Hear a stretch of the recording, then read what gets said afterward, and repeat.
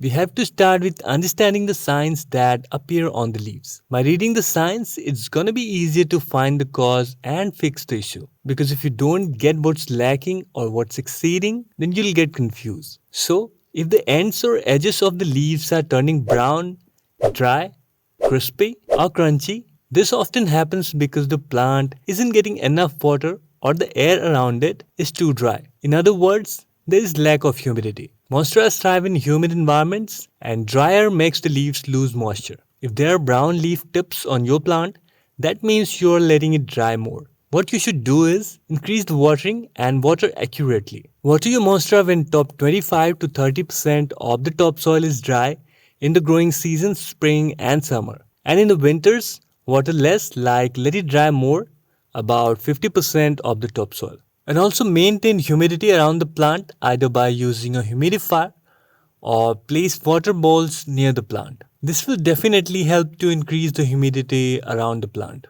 And if there are brown patches on the leaves like large irregular brown spots or areas on the leaves, brown patches can occur due to too much direct sunlight, overwatering, leading to root rot, or even pest damage. Move the plant to a spot with bright but indirect sunlight, adjust watering to avoid soggy soil, and also check for pests or insects. And if there are brown or black spots, irregular shaped spots that are brown, black, or dark yellow, sometimes with a yellow halo around the edges, these are fungal spots. These spots may cause the surrounding leaf tissue to become pale, yellowish, or dried out. The spots may feel mushy if the infection is active, or dry and brittle if it's been there for a while. Carefully prune and dispose of the infected leaves to prevent the fungus from spreading to other healthy parts of the plant. Improve air circulation, stop misting the leaves, and avoid watering from above. Treat the plant with a fungicide that's safe for indoor plants. Copper-based fungicides or neem oil are common treatments for fungal infections on plants. Brown spots that are soft in touch. Small or large brown spots that feel mushy when touched. Soil in the pot stays wet for long. This is a sign of overwatering or poor drainage, which can lead to root rot. If that is the case, cut back on watering and ensure the pot has drainage holes and soil is draining well.